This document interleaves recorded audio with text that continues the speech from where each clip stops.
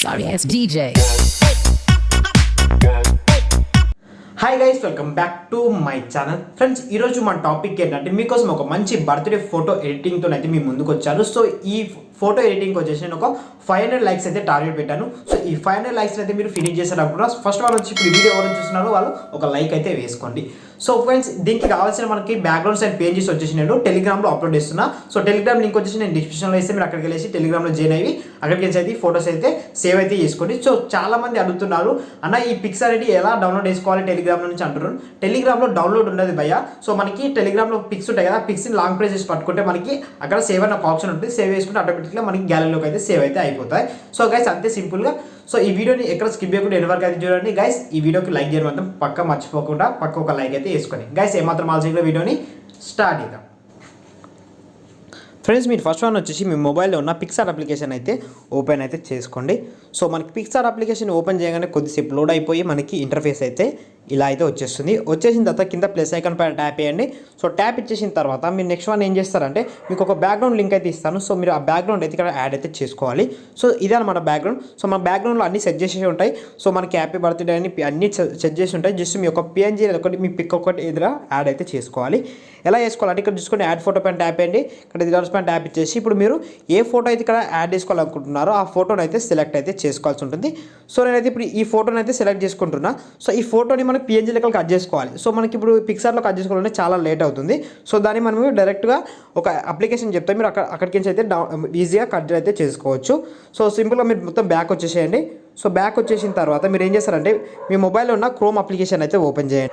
So chrome application open చేసిన తర్వాత ఇక్కడ సెర్చ్లో వచ్చేసి రిమూవ్ బీజీ అని ట్యాప్ ఇవ్వండి. సో ట్యాప్ ఇచ్చేసిన తర్వాత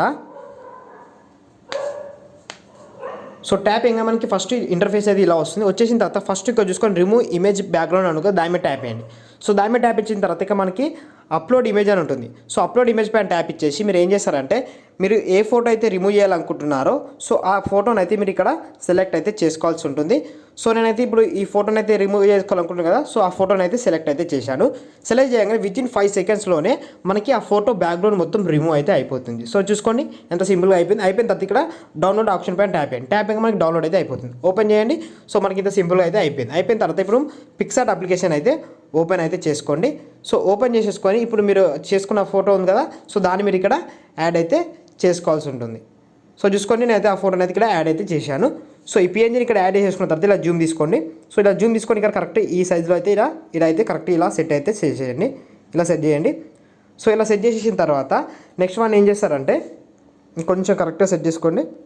సో ఇలా సెట్ చేసేసిన తర్వాత సో గైస్ ఇప్పుడు పైన టిక్ మార్క్ ఇచ్చేసేయండి. సో టిక్ మార్క్ ఇచ్చేసిన తర్వాత మళ్ళీ యాడ్ ఫోటో పైన ట్యాప్ చేయండి. సో ట్యాప్ ఇచ్చేసిన తర్వాత మీకు ఇంకొక లైట్ పిఎన్జీ అయితే టెలిగ్రామ్లో అప్లోడ్ చేస్తారు. సో దాన్ని మీరు ఇక్కడ యాడ్ అయితే చేసుకోవాల్సి ఉంటుంది.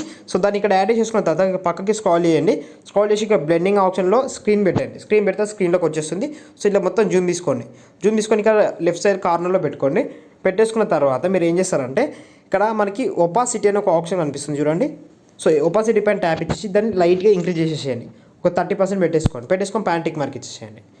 సో టిక్ మార్క్ ఇచ్చేసుకున్న తర్వాత మళ్ళీ నెక్స్ట్ వన్ ఏం చేస్తారంటే ఇక్కడ ఎఫెక్ట్లోకి వెళ్ళేసిన తర్వాత మనకి ఇక్కడ ఎఫెక్ట్స్లో హెచ్డిఆర్ అని ఉంటుంది, దాని మీద ట్యాప్ చేయండి. సో దాని మీద ట్యాప్ ఇచ్చేసిన తర్వాత ఇక్కడ బ్లేర్ మొత్తం ఇంక్రీజ్ చేసేసుకోండి. స్టాచ్యురేషన్ కొంచెం స్టాచ్యురేషన్ వచ్చేసి ఒక 40 ఇంక్రీజ్ చేసుకోండి. ఇంక్రీజ్ చేసుకొని పైన టిక్ మార్క్ ఇచ్చేసేయండి. సో టిక్ మార్క్ ఇచ్చేసి ఇలా వచ్చేస్తుంది. వచ్చేసిన తర్వాత పక్కకి స్క్రాల్ చేస్తే మనకి బార్డర్ అనే ఆప్షన్ ఉంటుంది.